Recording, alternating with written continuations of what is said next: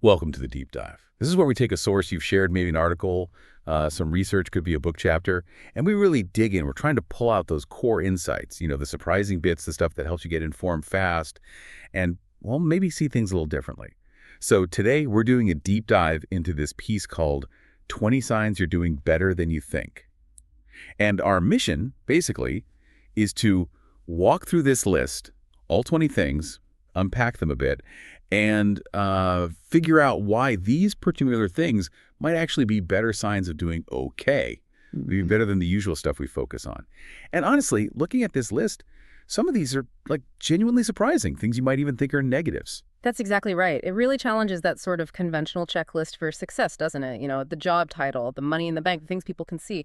This piece is asking us to look, well, inward and also at the real basics. It suggests progress often looks pretty different from what we're usually told to expect. Okay, yeah, let's unpack this then, starting with some really foundational stuff. The article kicks off with signs that touch on, well, just keeping the lights on, basically. Sign number one is you paid the bills this month. And the source adds, maybe you even had a little bit extra for things that weren't essential. And here's the real kicker. It says, it doesn't even matter how stressed you were about doing it. You got it done. That's the sign. What's really key there, I think, is the focus on the action, the outcome, actually navigating those financial things month after month. That's a pretty profound act of, well, responsibility and resilience, too. It's like achieving a baseline stability, Sure. regardless of how much angst went into it. Right. It's so easy to just brush that off because it feels hard or like a struggle. Yeah. The source is saying, no, achieving that is the sign. And kind of related to that is sign number 3, you have a job. The article is really clear on this one. Any job counts. Doesn't matter the hours, the pay. If it's helping you cover the absolute basics, eating, sleeping, having clothes, then yeah, it counts. And that speaks volumes, I think, about the value the source puts on just independence, on taking care of yourself. It's not really about how prestigious the work is it? It's more about that fundamental ability to provide for your own foundation. Absolutely. And speaking of foundations, sign 5. You are not worried about where your next meal is coming from. Having food there consistently in the fridge, the pantry. Yeah, which then builds very nicely into sign 6. You can eat because you enjoy it. It's not purely about survival. And that's a powerful distinction, isn't it? Survival eating is just necessity. But enjoying food, that means you've got to step beyond just the bare minimum. You have enough security to actually get pleasure from something really fundamental. Yeah, exactly. Moving from just like fueling the machine to actually savoring something. And then there are those little daily things. Sign 8, you could afford a subway ride, your morning coffee, or the gas in your car today. These small kind of predictable expenses that aren't causing major anxiety. That ability to just handle those small routine costs without them being some big variable, that really points to a level of baseline financial equilibrium, which, let's be honest, a lot of people are constantly striving for. It's kind of quiet stability. Yeah, it really is. Okay, and the last one of this first group, sign 11. You have a selection of clothing at your disposal. So not just something to wear, but clothes for different weather, maybe something decent for, a wedding or something more formal. Right. That goes beyond just basic covering, doesn't it? It suggests having enough security, enough capacity to handle different situations, different levels of comfort. It's moving towards a kind of social ease as well. So we look at this whole cluster. What's fascinating here, I think, is how many of these signs are things society just overlooks or it takes completely for granted. Paying bills, having food, having clothes. I mean, just achieving these things means you've navigated some really fundamental life challenges. They aren't glamorous, no, but the source is arguing they're powerful indicators. They show you're managing the core stuff of adult life. And that's a huge step away from, well, precariousness. Okay, totally shifting gears now. And this is where, for me, it gets really interesting. The piece moves from those external things to what's going on inside, inside your head, your heart, your internal state, growth, resilience, that sort of thing. Sign 2 is the first one that really makes you pause. You question yourself, you doubt your life, you feel miserable some days. And the source says, this is good. It means you're open to growth, you're self-aware, maybe you can be objective. That thought of, maybe there's another way. It's framed as a sign of possibility, not like failure. And this raises a really important question, doesn't it? Because we're often told, project confidence, be certain. But this source is saying that discomfort, that self-doubt, that willingness to actually look critically at your own life, that's actually a sign of vitality, Yeah. a potential for change. It's kind of the opposite of being stuck in denial. Right. It completely flips the script on what having it all together is supposed to look like. Yeah. Then you've got sign 9.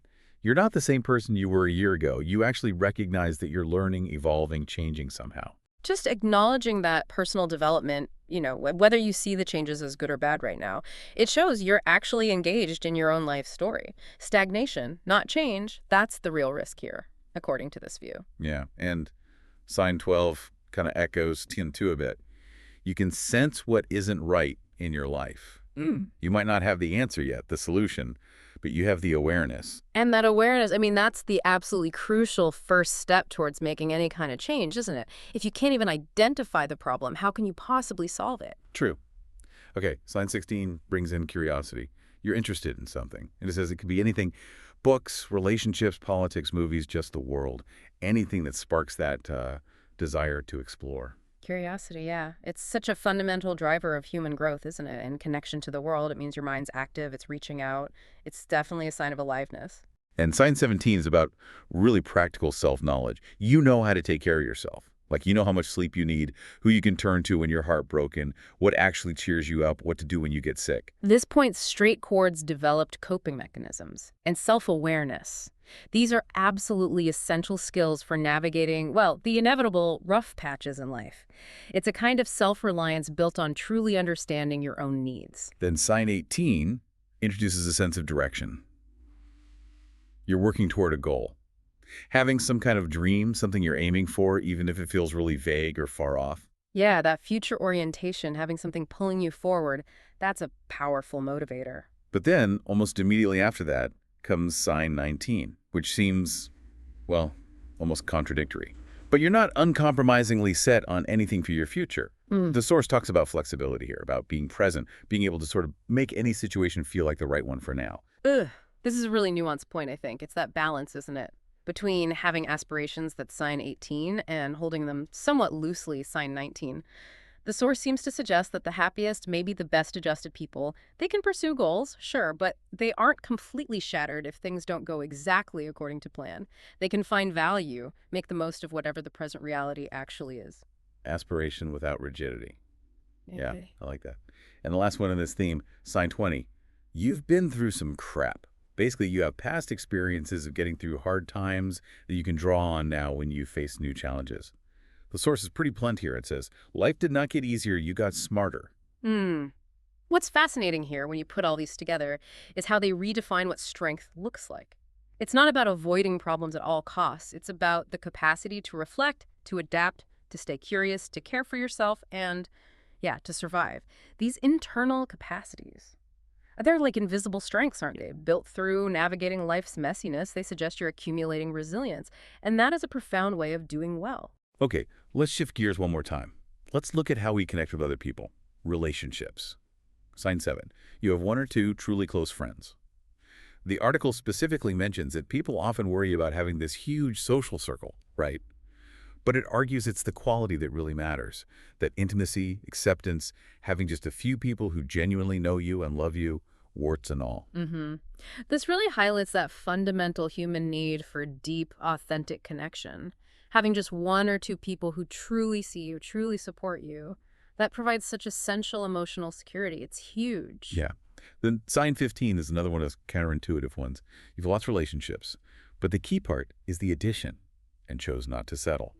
So this isn't just about experiencing loss, which is always hard, obviously, but it's about the agency involved. You chose not to stay in something, a situation, a relationship that just wasn't right for you. You valued yourself enough, believed something better was possible. And that takes significant self-respect. Real courage, actually. It demonstrates a commitment to your own well-being, choosing that over staying in something that felt fundamentally wrong. It's really an act of choosing growth over maybe just comfort or the familiar. Okay, final group of signs now. These seem to relate more to having a little bit of extra capacity or maybe some personal territory. Sign 4. You have time to do something you enjoy. And it says, even if that just means sitting on the couch, ordering dinner, watching Netflix.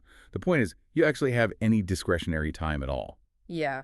Having time that isn't just completely consumed by survival, or basic necessities, that's a really significant indicator that you've moved beyond just scraping by, isn't it? It means you have capacity for rest or pleasure or even just doing nothing. And kind of expanding on that is sign 10. You have the time and means to do things beyond the bare minimum, like going to concerts, buying books, taking a little day trip. You're not working every single waking hour just to survive. Exactly. It reinforces that previous point, showing a clear step into having resources, both time and financial resources, that allow for enrichment, for experiences beyond just the basic requirements of life. And finally, sign 14. You have a space of your own. Again, it stresses this doesn't have to mean owning a home. It could just be a room, a corner of a room, even just a desk. But it's a place where you can just be or create or rest. And crucially, where you control who comes in. The source actually calls this one of the few controls we can actually exert in a world that often feels pretty chaotic. Having that personal refuge, that physical boundary that is yours, it provides a sense of autonomy, a mental space that's just incredibly valuable. So, okay, what does all this mean then? We've walked through this whole list, from paying bills and having food in the fridge to questioning yourself, maybe losing relationships, having a little space that's yours, even just having time for Netflix. Well, I think it means the source is offering us a genuinely different barometer for doing well. It deliberately moves away from those external, often very visible markers of success, Yeah. wealth, status, and points, instead towards internal states, towards fundamental security, resilience that you've built through challenges, the actual quality of your connections, and having that basic personal capacity and autonomy. Yeah. These are signs that are really personal, often quiet, maybe even invisible to other people. But according to this piece, they're incredibly powerful indicators of your actual lived experience and your progress through life. Looking at this list, you might find you're actually ticking a lot more boxes than you thought, just by using a different, maybe more human measure. Which really does raise an important question for you, the listener. If we were to shift our focus away from those big, visible wins that society tends to celebrate, and instead, if we truly value these quieter, more personal signs of progress, like navigating your bills successfully, having one close friend you can count on, knowing yourself well enough to cope when things get tough, or even just having a quiet space that feels like yours, how might that change things? Not just how we measure our own lives, perhaps, but how we understand what it truly means to do well in the world around us. That's definitely something to chew on. Which of these signs feels most significant to you right now? Maybe you're already achieving things you just hadn't given yourself credit for. Thanks for diving in with us today.